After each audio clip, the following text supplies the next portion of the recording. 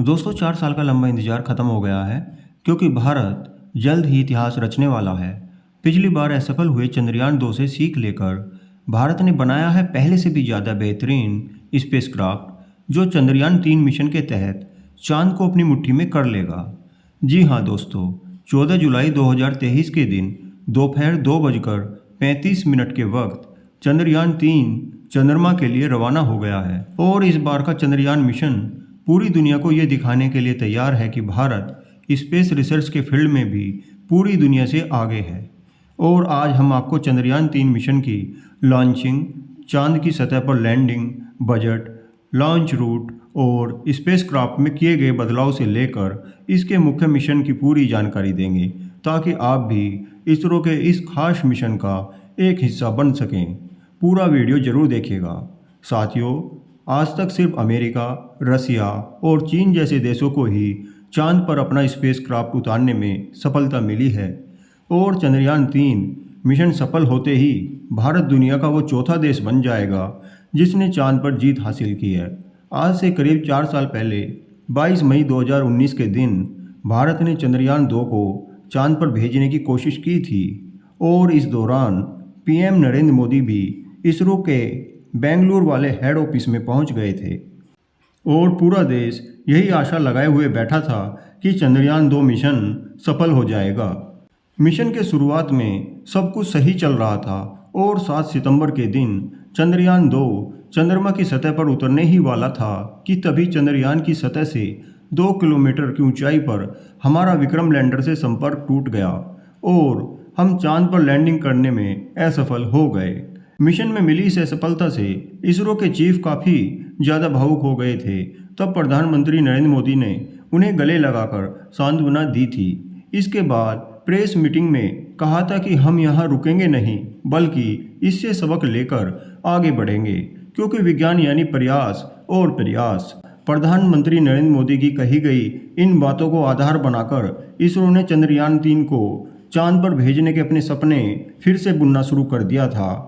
लेकिन इस भूल को सुधारने में इसरो को पूरे 4 साल लग गए और अब उन्होंने पहले से ज़्यादा एडवांस और पावरफुल स्पेसक्राफ्ट तैयार कर लिया है। दोस्तों, इसरो की इस नाकामयाबी से निराश होने की बिल्कुल भी ज़रूरत नहीं है क्योंकि पृथ्वी के वातावरण से निकलकर अंतरिक्ष में जाना अपने आप में बड़ी चुनौती होती है।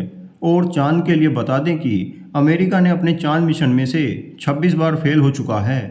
रसिया को 14 बार फेलियर का सामना करना पड़ा, लेकिन भारत ने अपनी पिछली असफलता से इतनी बारीकी से सीख ली कि इस बार चंद्रयान 3 का सफल होना निश्चित ही माना जा रहा है।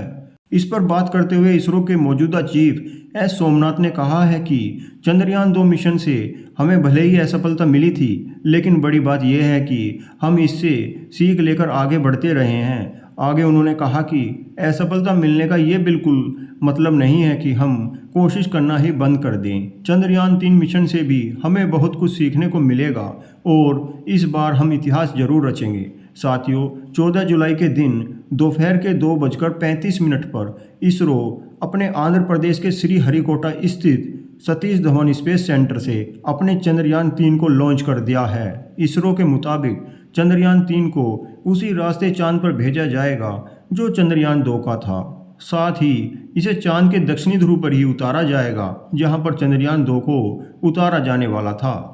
यानी हम यूं कह सकते हैं कि चंद्रयान 3 अपने पिछले साथी चंद्रयान 2 का बचा हुआ मिशन पूरा करेगा। हालांकि दोस्तों, चंद्रयान 3 में काफ़ी बदलाव किए गए हैं, जैसे कि इस बार स्पेसक्राफ्ट में कोई ऑर्बिट नहीं है बल्कि इस बार हम एक propulsion मॉड्यूल का प्रयोग कर रहे हैं जो चंद्रयान 3 के लैंडर और रोवर को चांद के ऑर्बिट तक लेकर जाएगा, जो चंद्रयान 2 के उस ऑर्बिट से कनेक्ट किया जाएगा जो पिछले 4 साल से चांद के चक्कर लगा रहा है। इसरो के इस मून मिशन के मुख्य 3 लक्ष्य हैं। इसमें पहला है चंद्रयान 3 के लैंडर को चांद पर एक सॉफ्ट लैंडिंग कराना, दूसरा है इसके रोवर को चांद की सतह पर चलाना और तीसरा है जो कि चांद पर जरूरी साइंटिफिक रिसर्च कराना। आइए अब एक एक करके इन तीनों के बारे में जानते हैं। सबसे पहले बात करें लैंडिंग की, तो किसी भी स्पेसक्राफ्ट की 2 तरह की लैंडिंग होती है, हार्ड और सॉफ्ट। इसमें से हार्ड लैंडिंग में कोई भी स्पेसक्राफ्ट अंतरिक्ष में मौजूद ग्रह या उपग्रह पर तेजी से लैंडिंग करता है, जिससे सतह से उसके क्रैश होने के चांस बढ़ जाते हैं। हार्ड लैंडिंग के दौरान ज़्यादातर मामलों में स्पेसक्राफ्ट से संपर्क टूट जाता है या फिर वो एक जगह पर पड़े रहते हैं, और यही दिक्कत चंद्रयान 2 के विक्रम लैंडर के साथ भी हुई थी।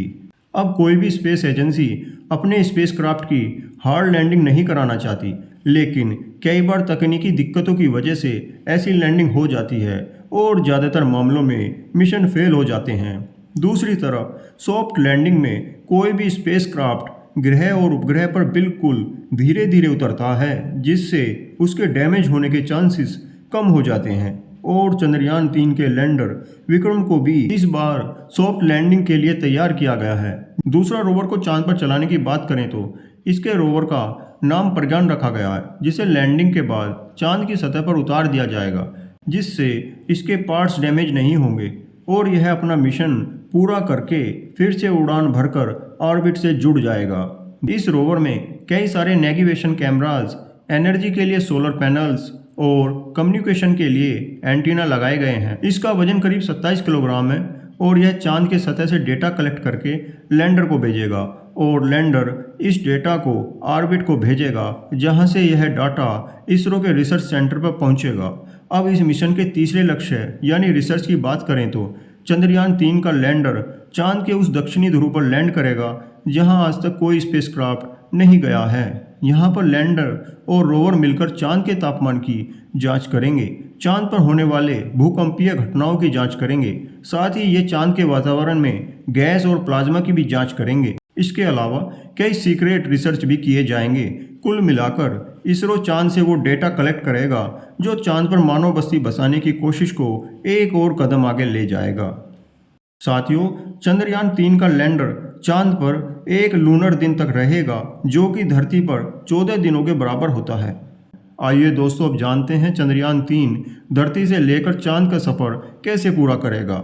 तो चंद्रयान 3 स्पेसक्राफ्ट को रॉकेट से जोड़कर इसरो ने अपने LVM-3 लॉन्च व्हीकल से जोड़ दिया है और यह मिशन LVM-3 के इग्निशन से शुरू होकर फिर ऊपर पहुंचने पर इसके अगल बगल लगे S-200 रॉकेट अलग हो गए और आगे चलकर पेलोड को कवर करने वाले को खोलकर अलग कर दिया जाएगा।